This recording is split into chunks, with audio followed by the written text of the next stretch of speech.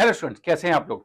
स्वागत है आपका एक बार फिर से एमजीसीआई के ऑनलाइन प्लेटफॉर्म पर। आज जो हम डिस्कस करने वाले हैं वो है पार्ट टेस्ट 3, जहां पर उसका जो सिलेबस है वो है human reproduction, reproductive health and human health and disease. आइए पेपर डिस्कस करते हैं। पहला क्वेश्चन जो दिया गया है, question number 136, internal bleeding, blockage of intestinal passage and anemia are the symptoms of। यहां पे कुछ लक्षण दिए गए हैं किसी बीमारी के और पूछा गया है कि ये बीमारी आखिर है क्या। कि आंतरिक रक्तस्राव हो रहा है और आंत का अवरोध, ये बहुत बड़ा फीचर है बताने के लिए कि हमारी बीमारी क्या हो सकती है। और साथ में है रक्त अल्पता। अगर हम देखें तो ये जो बीमारी है वो है हमारी एस्केरेसिस। एस्केरिस क्या होता है? एक हेलमिंथ होता है, एक कृमि होता है जो आंतों को क्या कर देता है? अवरुद्ध कर देता है, और यह पाचन तंत्र से संबंधित विकार है। तो हमारा करेक्ट आंसर क्या है? इसमें डी है। नेक्स्ट क्वेश्चन पे चलते हैं। Select the incorrect. हमारे काम की चीज ये है, हमें ढूंढना है एक असत्य कथन फॉर प्राइमरी लिम्फॉइड ऑर्गन, है ना, कि प्राथमिक लसिकाव अंगों के लिए असत्य कथन है। हमें ढूंढना है इसमें से एक असत्य। क्या है? कि bone marrow and thymus both are primary lymphoid organs, कि अस्थि मज्जा और थाइमस दोनों ही प्राथमिक लसिकाव अंग होते हैं। हाँ, ये बात सही है। प्राथमिक लसिकाव अंग वो होते हैं जहां पर जो लिम्फोसाइट होती है उनका निर्माण और विभेदन होता है। तो बोन और थाइमस जो है दोनों ही हमारे क्या है? प्राथमिक लसिकाव अंग है। इमेच्योर लिम्फोसाइट डिफरेंशिएट, ये बात भी सही है, into antigen sensitive lymphocyte here, कि इनमें अपरिपक्व लसिकाणु प्रतिजन संवेदी लसिकाणुओं में विभेदित हो जाती हैं। मतलब ये बात भी हमारी कैसी है? सही है। और हमें ढूंढना क्या है? इनकरेक्ट, कि they provide site for interaction between antigen and lymphocyte, कि इनमें लसिकाणु तथा प्रतिजन की पारस्परिक क्रिया होती है। ये बात गलत है, क्योंकि ये सेकेंडरी लिम्फोइड ऑर्गन में होती है ना। ये प्राइमरी लिम्फोइड ऑर्गन में नहीं होती। ये जो क्रिया की बात कर रहे हैं वो क्रिया कहां होती है?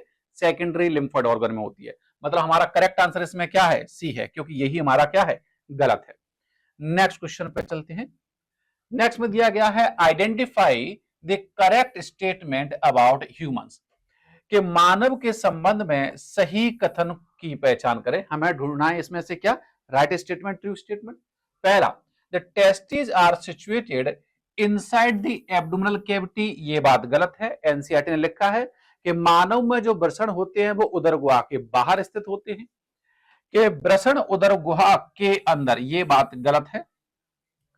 The male germ cells undergo mitotic division, ये बात सही है कि पुरुष जर्म कोशिकाएं समसूत्री विभाजन से गुजरती हैं। लेकिन इसमें जो वर्ड लगाया है केवल, ये केवल शब्द गलत है।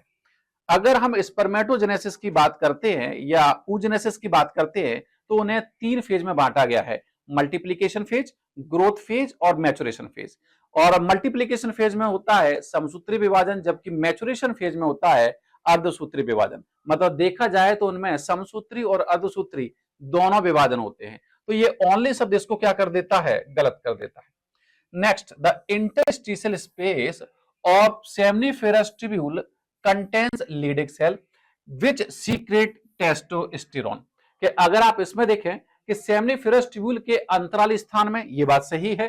कौन सी कोशिकाएं होती हैं? लीडिंग कोशिकाएं होती हैं, ये बात भी सही है। जो टेस्टोस्टेरोन का स्राव करती हैं, ये बात भी सही है। अभी तक हमें जो आंसर देखने को मिल रहा है वो है C. Testicular hormone are called estrogen, ये बात गलत है। ईस्ट्रोजन जो है वो फीमेल सेक्स हार्मोन है, वो मेल सेक्स हार्मोन नहीं है जो। ठीक है, मतलब हमारा करेक्ट आंसर इसमें क्या है? सी है। नेक्स्ट क्वेश्चन में चलते हैं। नेक्स्ट में पूछा गया है कंसीडर द फॉलोइंग 4 स्टेटमेंट।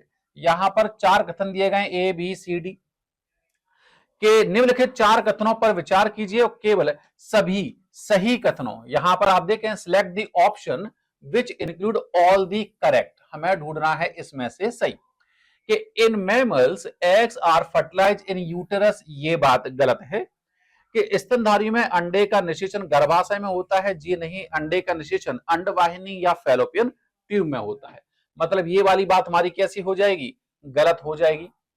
ए वाला ऑप्शन हमारा कैसा हो गया? गलत हो गया।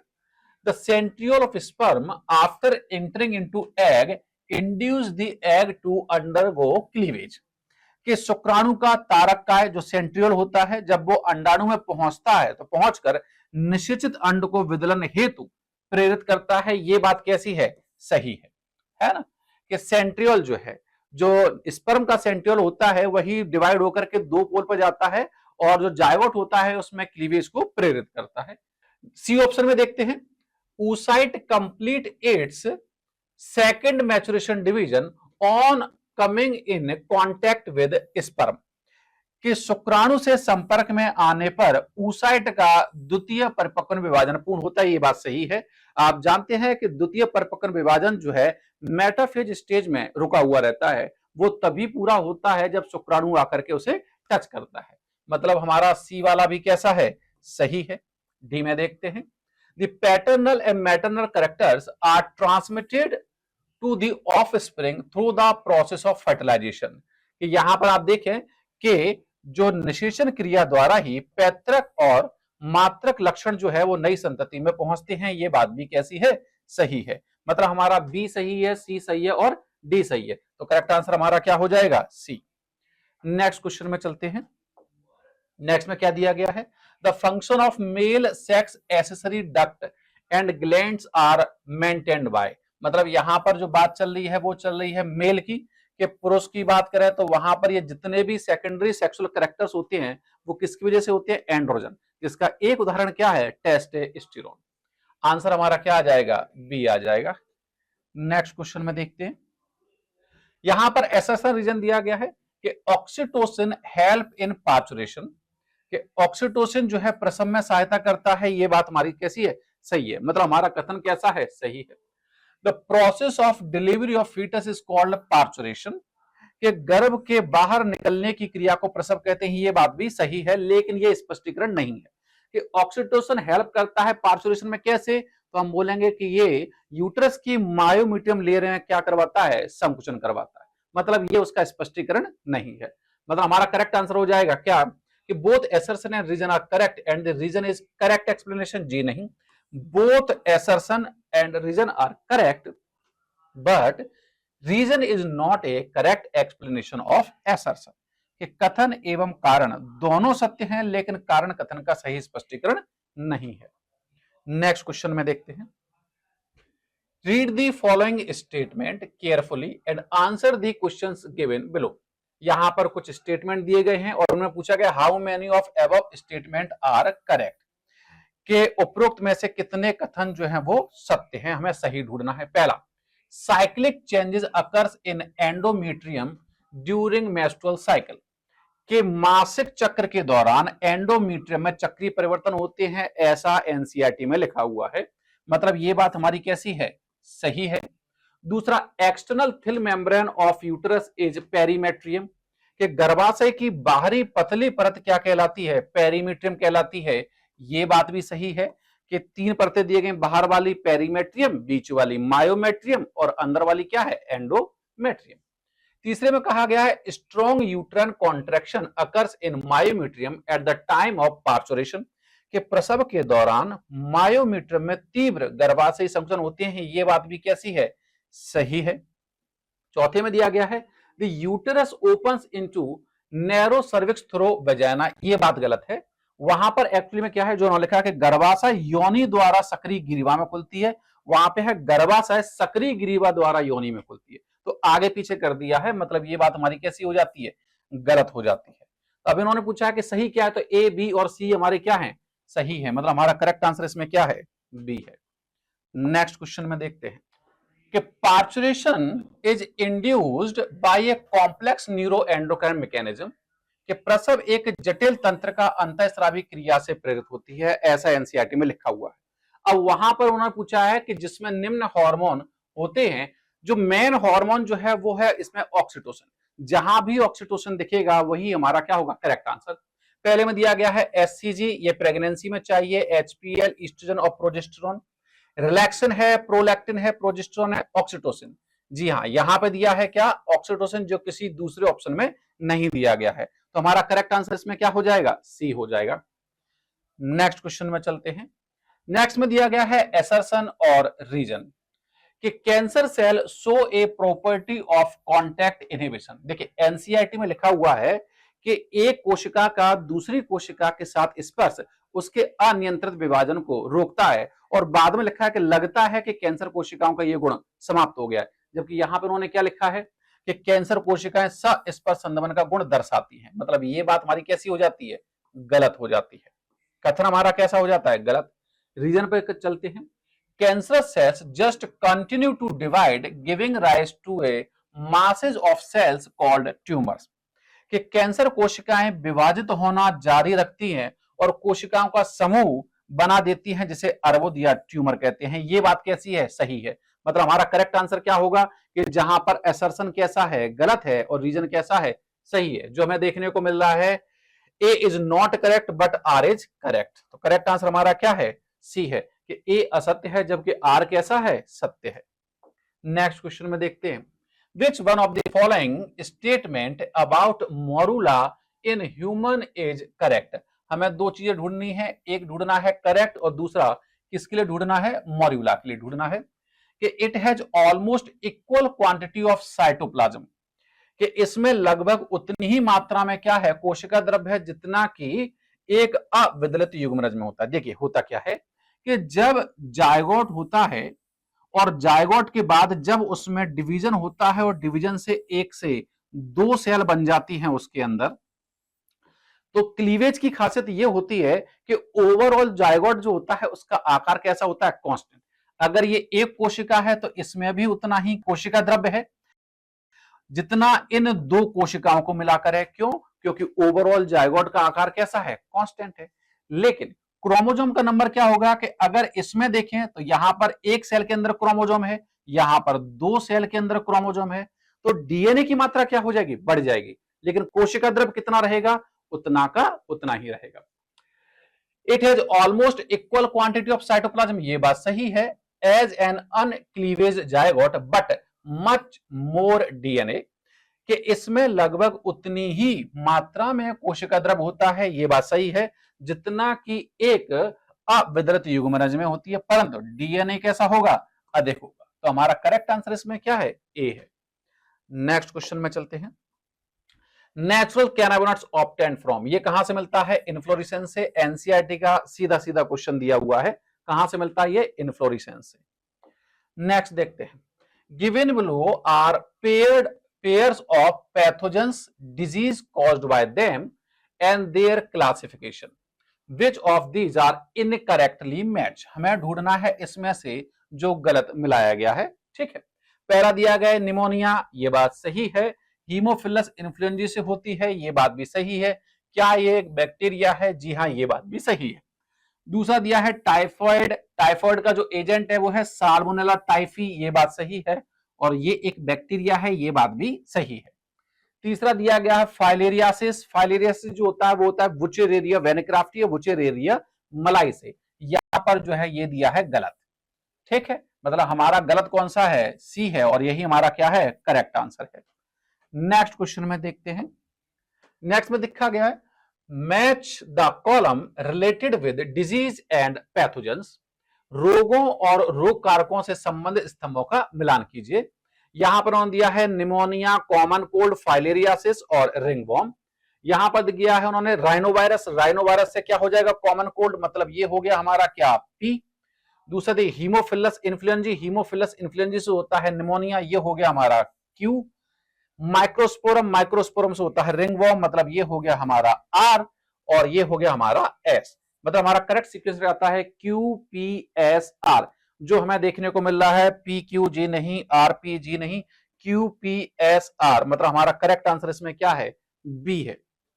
नेक्स्ट क्वेश्चन में देखते हैं, साइटोली सेल्स आर फाउंड इन, कहां पाई जाती है साइटोली सेल्स। आप जानते हैं कि साइटोली सेल सेमनीफेरस ट्यूब्यूल के अंदर पाई जाने वाली स्तंभाकार कोशिकाएं, ठीक है, कि साइटोली कोशिकाएं पाई जाती है। ओवरीज, जी नहीं, गलत बात है। एडेनोकॉर्टेक्स, जी नहीं, गलत बात है। सेमनीफेरस ट्यूब्यूल, जी हां, सही बात है। सेमनीफेरस ट्यूब्यूल में पाई जाती हैं और इनका कार्य होता है provide nutrition to the germ cell, के शुक्रजनक नलिकाओं में पाई जाती हैं। एवं जनन कोशिकाओं को पोषण प्रदान करती है। तो करेक्ट आंसर हमारा क्या है इसमें? सी है।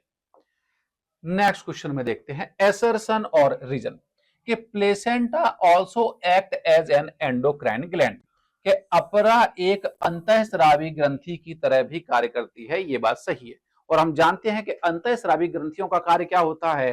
हार्मोन को स्रावित करना। ठीक है, क्या वही बात उन्होंने नीचे लिखी है? It secret many hormones essential for pregnancy कि यह बहुत सारे हार्मोन का स्राव करती है भाई, इसीलिए तो ये क्या है? अंतःस्रावी ग्रंथि है। मतलब हमारा करेक्ट आंसर क्या हो जाएगा? Both assertion and reason are correct and the reason is a correct explanation। Next question में देखते हैं, नेक्स्ट में क्या दिया गया है? The testes in human are situated outside the abdominal cavity। ये बात सही है कि मानव में वृषण उदर गुहा के बाहर थैलीनुमा वृषण कोश के भीतर स्थित होते हैं। ये बात सही है। Inside a pouch called scrotum. The purpose served is for कि इसका उद्देश्य क्या है? तो एनसीईआरटी ने यह भी लिखा है कि ये वृषण कोश का तापमान, वृषण का तापमान जो है 2 से 2.5 डिग्री सेंटीग्रेड कम रखते हैं। कहां से? शरीर के तापमान से। Maintaining the scrotal temperature lower than the internal body temperature. ये रहा इसका करेक्ट आंसर कि वृषण कोश का तापमान शरीर के आंतरिक तापमान से क्या है? कम बनाए रखना है। Next question, what is the most common method of preventing transmission of HIV? हमें ये चीज ढूंढनी है कि एचआईवी के संक्रमण को रोकने का सबसे सामान्य तरीका क्या है? वैक्सीनेशन ऐसा अभी कुछ आया नहीं है। एंटीबायोटिक कोई फर्क नहीं पड़ेगा क्योंकि आप जानते हैं एंटीबायोटिक जो होते हैं वो बैक्टीरियल डिसीज में काम में आते हैं और ये क्या है? ये एक वायरल इन्फेक्शन है। रेगुलर ब्लड ट्रांसफ्यूजन नहीं, उसकी कोई जरूरत नहीं है। तो करेक्ट आंसर हमारा क्या है? डी है। Condom use and safe sex practices, condom का उपयोग एवं सुरक्षित यौन व्यवहार। नेक्स्ट क्वेश्चन में देखते हैं, main cause of FSH and LS surge at the end of pre ovulatory phase. यहां पर लिखा है उन्होंने कि प्री ओवुलेटरी फेज में, पूर्व अंडोत्सर्जन अवस्था के अंत में एफएसएच तथा एलएस सर्ज का मुख्य कारण क्या है? तो उन्होंने लिखा है ईस्ट्रोजन ईस्ट्रोजन ईस्ट्रोजन। ये बात समझ में आ रही है क्योंकि प्रोजेस्टेरोन जो होता है वो पोस्ट ओवुलेटरी, अंडा जब निकल जाता है उसके बाद वाली अवस्था में प्रोजेस्टेरोन का लेवल बढ़ता है और उसके पहले जो लेवल बढ़ता है वो किसका है? ईस्ट्रोजन का। मतलब आंसर जो आएगा वो ए, बी और सी से आएगा। अब सवाल ये है कि ये ईस्ट्रोजन निकलता कहां से? तो ये निकलता है थीका इंटरना से।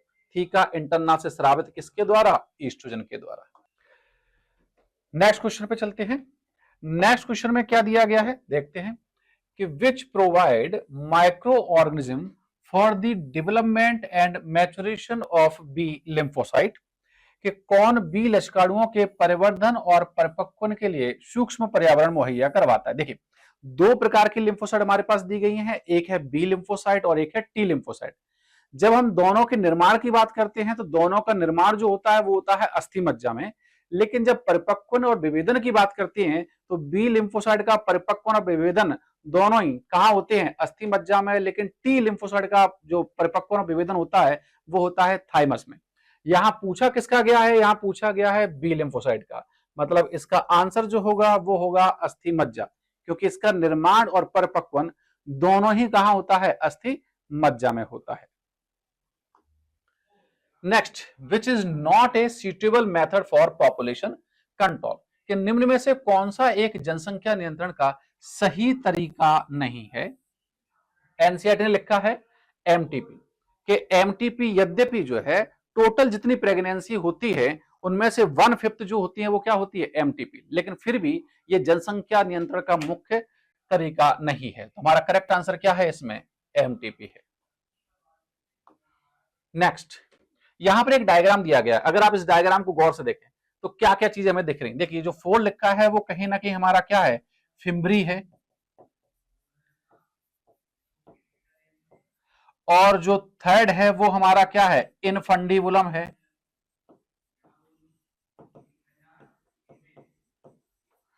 और जो 1st है वो हमारा क्या है? वो हमारा एंडोमेट्रियम है।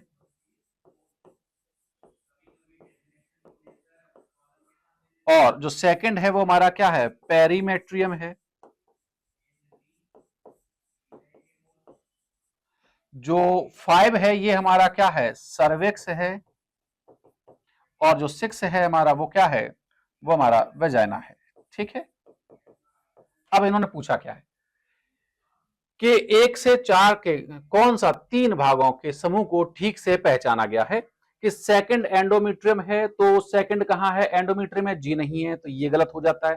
थर्ड में हमारा इनफंडिबुलम है, क्या थर्ड में हमारा इनफंडिबुलम है, ये बात सही है। 4 में फिम्बरी है, 4 में फिम्बरी है, ये बात सही है। और 5 में गर्भाशय ग्रीवा है, 5 में गर्भाशय ग्रीवा है, ये बात भी सही है। मतलब हमारी करेक्ट लेवलिंग इसमें कौन सी है, बी है। आप ऐसे नामकरण देकर क्वेश्चन करेंगे तो उसके सही होने के चांसेस बढ़ जाएंगे।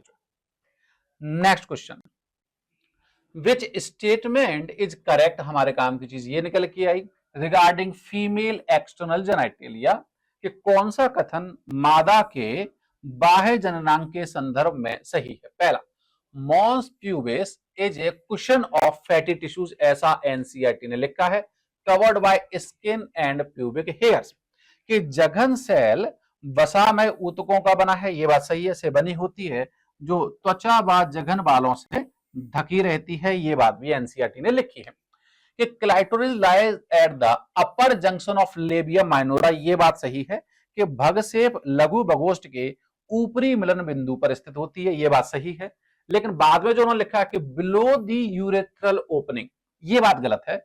यूरेथ्रल ओपनिंग के बिलो नहीं है, यूरेथ्रल ओपनिंग के ऊपर है, जो मूत्र मार्ग छिद्र के नीचे, नीचे नहीं है, मूत्र मार्ग के छिद्र के ऊपर स्थित होती है। मतलब ये बात कैसी हो जाती है, गलत हो जाती है। Hymen is a reliable indicator of virginity, कि हाइमन कौमार का वास्तविक संकेतक है, एनसीईआरटी ने सीधे से लिखा है, नहीं ऐसा कोई वास्तविक संकेतक नहीं है। Labia minora is a fleshy fold of tissue, ये बात सही है, लेकिन वहां पर ए नहीं है, एनसीईआरटी ने वहां पर लिखा है पेयर, जोड़ा है ना, जोड़ा वलन होता है, ऐसा करके लिखा हुआ। मतलब ये बात भी हमारी कैसी है, गलत है। मतलब हमारा करेक्ट आंसर इसमें क्या है, ए है। नेक्स्ट क्वेश्चन में चलते हैं, which of the following is not obtain from the plant cannabis sativa, correct answer है इसका, सीधा सीधा क्वेश्चन है एनसीईआरटी का जो है ना, इसमें इसका प्रोडक्ट नहीं है। Next question, which of the following function is performed by Multiload 375, पहली बात तो यह समझना पड़ेगा कि आखिर ये मल्टीलोड 375 है क्या। आपको पता होगा कि वहां पर कॉन्ट्रासेप्टिव मेथड्स दी गई हैं, है ना, इंट्रा यूट्राइन डिवाइसेस, वहां पर दी गई है कॉपर लेजिंग, जिनके नाम दिए गए कॉपर टी, कॉपर 7 और मल्टीलोड 375। हमें उस कॉपर लेजिंग के कार्य करने के तरीके को पहचानना है, देखते हैं क्या क्या। प्रिवेंट ऊजनेसिस, ये अंडजनन को रोकता है, ऐसा बिल्कुल भी नहीं है, एनसीईआरटी ने ऐसा कुछ भी नहीं कहा है। Make the uterus unsuitable for implantation, गर्भाशय को भ्रूण के रोपण के लिए अनुपयुक्त बनाता है, जी नहीं, ये बात भी गलत लिखा है। Make the cervix hostile to the sperm, कि ग्रीवा को शुक्राणुओं के लिए प्रतिरोधी बना देता है, जी नहीं, ये बात भी गलत है। जो कॉपर लिजिंग का कार्य करने का तरीका है वो यही है, suppress sperm mortality and fertilising capacity of sperm, कि शुक्राणुओं की गतिशीलता को और उनकी निषेचन क्षमता को ये क्या कर देता है, कम कर देता है। तो करेक्ट आंसर हमारा क्या है, डी है। नेक्स्ट क्वेश्चन पे चलते हैं, in which part of sperm possess numerous mitochondria, mitochondria power house, अगर आप देखें तो ये किसे कहा जाता है, ये कहा जाता है मिडिल पीस को, मध्यखंड को। नेक्स्ट क्वेश्चन पे चलते हैं, which of the following cells are not included in cellular barrier of innate immunity, कि निम्न में से कौन सी कोशिकाएं सहज प्रतिरक्षा के कोशिकीय रोध में सम्मिलित नहीं है। मैक्रोफेज भक्षक कोशिकाएं है, बिल्कुल बिल्कुल है। नेचुरल किलर सेल, नाम में छिपा हुआ है, प्राकृतिक मारक कोशिकाएं, तो ये तो शामिल है ही है। न्यूट्रोफिल, ये भी भक्षक कोशिकाएं हैं, क्या नहीं है, हेल्पर टी सेल नहीं है। तो करेक्ट आंसर क्या है, डी है। नेक्स्ट क्वेश्चन में देखते हैं, which of the following statement is true for interferon, interferon क्या होता है, एक एंटीवायरल प्रोटीन होता है, इसे स्रावित करती है कौन, विषाणु संक्रमित कोशिकाएं इसे स्रावित करती हैं, और जिनमें संक्रमण नहीं है उन्हें बचाने की कोशिश करती है। Secreted by non infected cells, गलत बात है, ये असंक्रमित कोशिकाओं द्वारा स्रावित होते, जी नहीं, ये संक्रमित कोशिकाओं द्वारा स्रावित होता है। प्रोटेक्ट वायरस इन्फेक्टेड सेल, जी नहीं, प्रोटेक्ट नॉन इन्फेक्टेड सेल्स, ये असंक्रमित कोशिकाओं को बचाने की कोशिश करता है। Next, no new follicles develop in the luteal phase of menstrual cycle, आप जानते हैं जब अंडा निकल जाता है तो अंडे के निकलने की बाद वाली अवस्था को कहा जाता है पोस्ट ओवुलेटरी फेज, या उसे ही कहा जाता है ल्यूटियल प्रावस्था, है ना। और आप जानते हैं कि इस दौरान एफएसएच और एलएच का लेवल कैसा रहता है, कम रहता है। आप जानते हैं कि एफएसएच और एलएच ही होते हैं जो नए फॉलिकल का निर्माण करवाते हैं, उनमें प्रोलिफरेशन करवाते हैं और वहां पर ओवुलेशन भी वही करवाते हैं। कि follicles do not remain in the ovary after ovulation, कि अंडोसर्ग के पश्चात अंडाशय में फॉलिकल नहीं रहते हैं। एफएसएच लेवल आर हाई, जी नहीं है, वहां पर लो है। एलएच लेवल्स आर हाई, जी नहीं, ये भी कैसा है, लो है। कि ल्यूटियल प्रावस्था में एफएसएच का स्तर कैसा है, अधिक है, गलत बात है। एलएच का स्तर कैसा है, अधिक है, ये भी गलत बात है। सही क्या है, सही ये है कि both FSH and LH level are low in the luteal phase, कि ल्यूटियल प्रावस्था में एफएसएच और एलएच दोनों का स्तर कैसा होता है, कम होता है। नेक्स्ट क्वेश्चन में देखते हैं, find the odd one related to the category of lymphoid organ, कि लसिका अंग के वर्ग से संबंधित एक विषम हमें ऑड ढूंढना है। इनमें दिया गया है स्प्लीन, लिम्फ नोड, टॉन्सिल्स और थाइमस। अगर आप इसको गौर से देखें तो आप पाएंगे ए, बी और सी जो है वो सेकेंडरी लिम्फोइड ऑर्गन है, जबकि बोन मैरो और थाइमस जो है वो क्या है, प्राइमरी लिम्फोइड ऑर्गन है। तो इनमें सबसे अलग कौन जा रहा है, थाइमस, क्योंकि ये प्राइमरी है। नेक्स्ट क्वेश्चन में देखते हैं, सिलेक्ट द इनकरेक्ट, हमारे काम की चीज ये है, हमें इसमें क्या ढूंढना है, असत्य कथन को ढूंढना है। पहला दिया गया rheumatoid arthritis is an auto immune disease, कि रूमेटॉइड अर्थराइटिस एक स्वप्रतिरक्षा रोग है, ये बात कैसी है, सही है। Steroid and antihistaminic drugs are used in the treatment of allergy, ये बात भी कैसी है, सही है, कि स्टेरॉइड व एंटीहिस्टामिनिक औषधियों का प्रयोग एलर्जी उपचार में किया जाता है। नेक्स्ट में क्या गया, spleen does not contain lymphocytes, के तिल्ली में लसिकाणु नहीं होती, ये बात गलत है। जो गलत है एक्चुअली में वही हमारी क्या है, सही है, क्योंकि अभी अभी आपने देखा सेकेंडरी लिम्फोइड ऑर्गन में आती है और वहां पर लिम्फोसाइट पाई जाती हैं।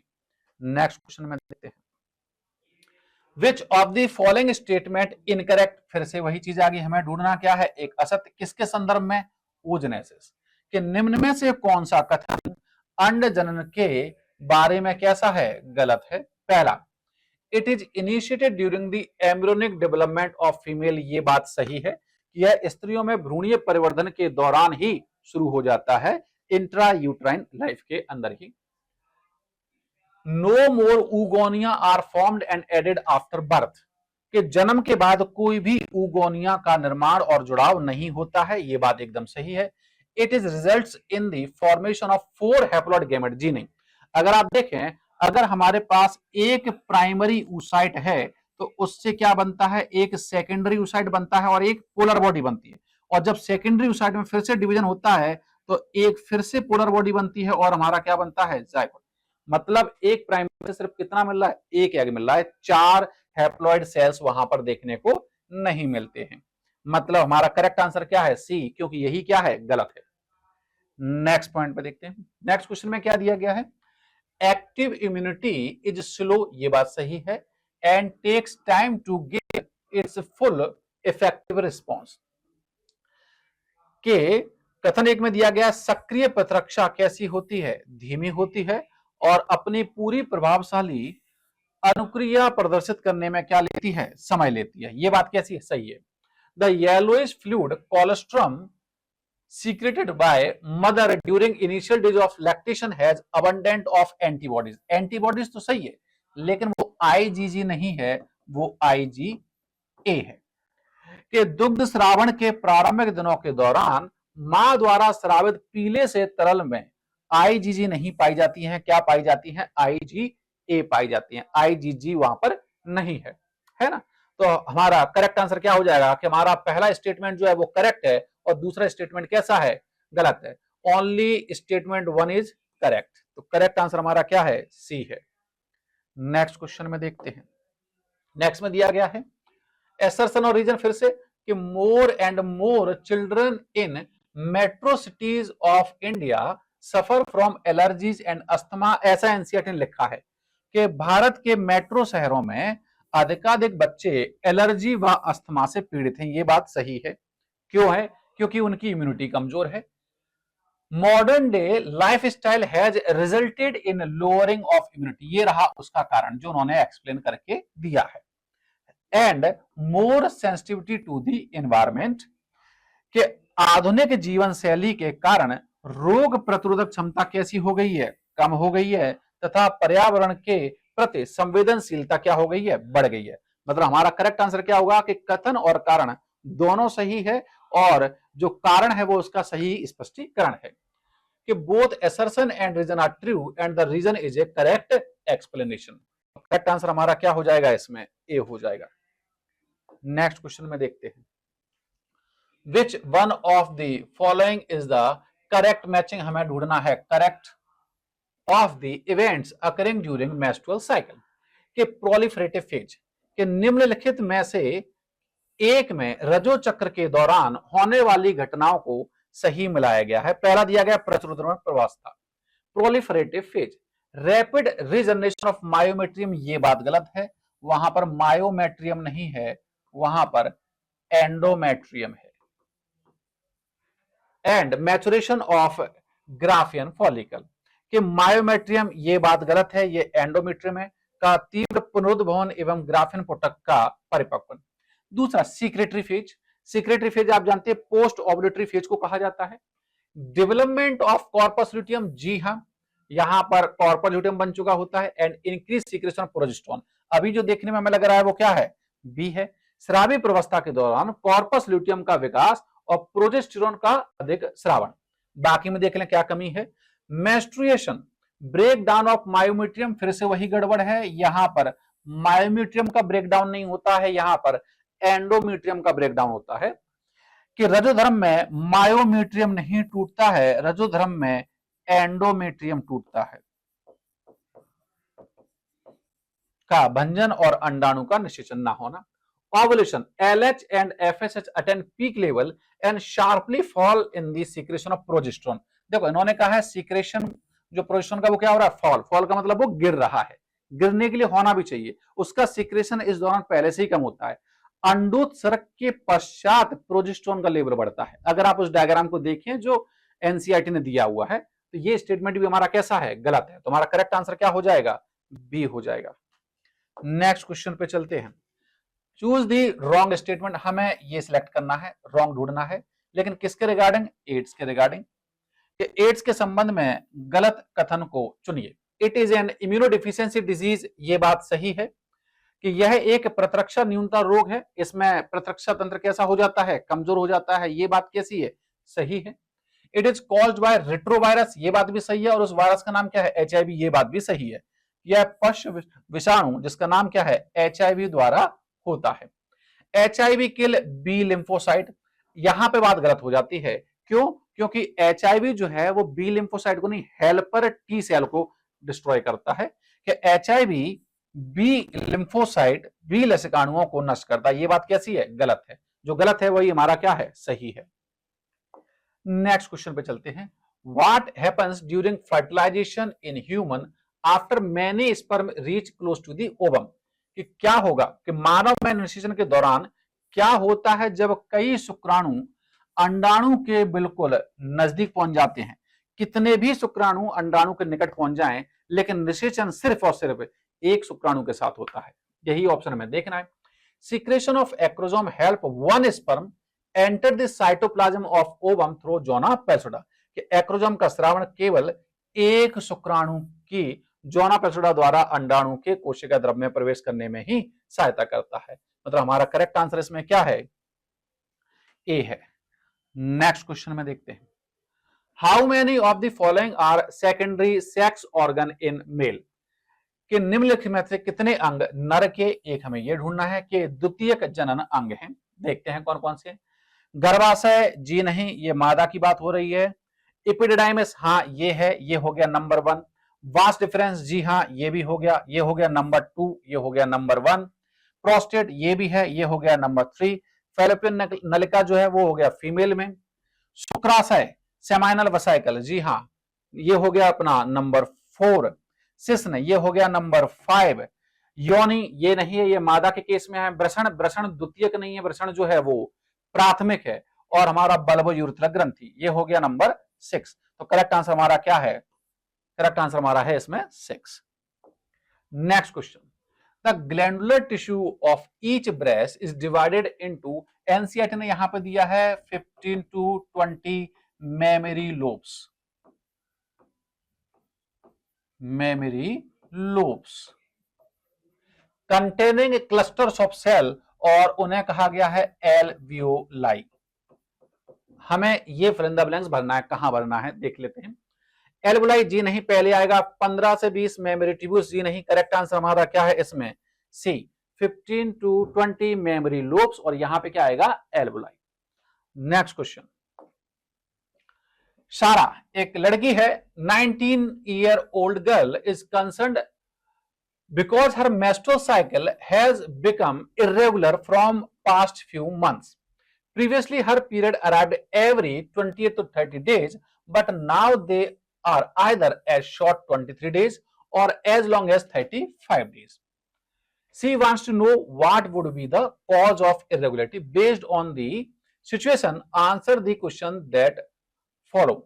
In 23 days menstrual cycle, on which day is the ovulation expected? हमारे काम की चीज ये है कि 19 वर्ष की एक लड़की है जिसका नाम है सारा, चिंतित है क्योंकि वह पिछले कुछ महीनों से उसका मासिक धर्म चक्र जो है अनियमित हो गया है।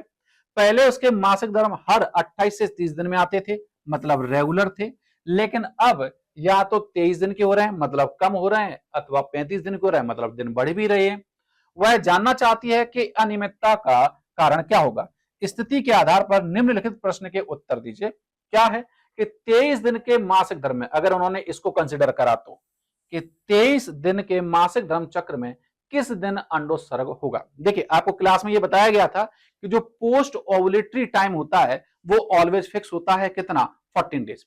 अगर इन्होंने 23 बोला है, कितना बोला है? 23 अगर इन्होंने बोला है, उसमें से अगर हम 14 घटा दें तो ये लगभग लगवा जाएगा 9 to 10 डेज, जो हमारा ऑप्शन में दिया गया है। किसमें? इसमें। तो करेक्ट आंसर हमारा क्या है इसमें? सी 9 to 10 डेज, क्योंकि पोस्ट ओवुलेटरी टाइम जो 14 डे है वो कैसा रहता है? कांस्टेंट रहता है। नेक्स्ट क्वेश्चन पे चलते हैं। Find out the correct statement about tobacco. हमें ये ढूंढना है एडिक्शन एंड इट्स इफेक्ट, कि तंबाकू की लत व इसके प्रभावों के बारे में सही कथन का चयन कीजिए। पहला, it increases carbon monoxide content in the blood, कि यह रुधिर में कार्बन मोनोऑक्साइड की मात्रा को बढ़ाता है, ये बात सही है। As well as increases the concentration of haem bound oxygen, ये बात गलत है।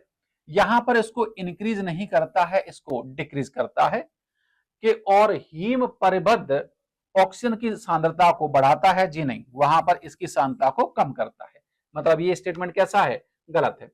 It prolonged abuse can lead to cancer of lungs, बिल्कुल हो सकता है। यूरिनरी ब्लैडर, बिल्कुल हो सकता है, एनसीईआरटी ने लिख के दिया है। एंड गैस्ट्रिक अल्सर्स, कि इसका लंबे समय तक दुरुपयोग फेफड़े व मूत्राशय के कैंसर और जठरीय अल्सर का कारण बन सकता है। मतलब हमारा करेक्ट आंसर क्या है? बी है। नेक्स्ट क्वेश्चन पे चलते हैं। नेक्स्ट में क्या दिया गया है?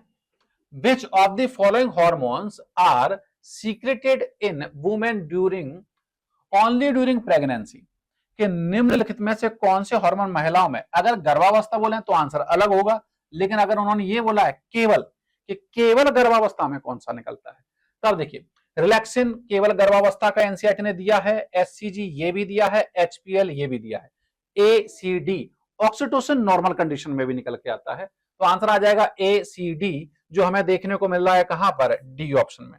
मतलब हमारा करेक्ट आंसर क्या है इसका? डी है।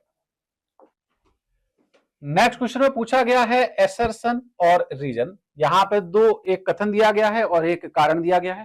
पहले में कहा गया है in humans spermatogenesis begins at puberty but oogenesis is initiated during the embryonic development stage, कि मनुष्य में शुक्रजनन प्रक्रिया किशोरावस्था में या यौवन आरंभ से शुरू होती है, लेकिन जो अंडजनन की प्रक्रिया है उसकी शुरुआत जो है भ्रूणीय परिवर्धन चरण के दौरान होती है। मतलब ये बात, ये जो कथन है वो हमारा कैसा है? सही है।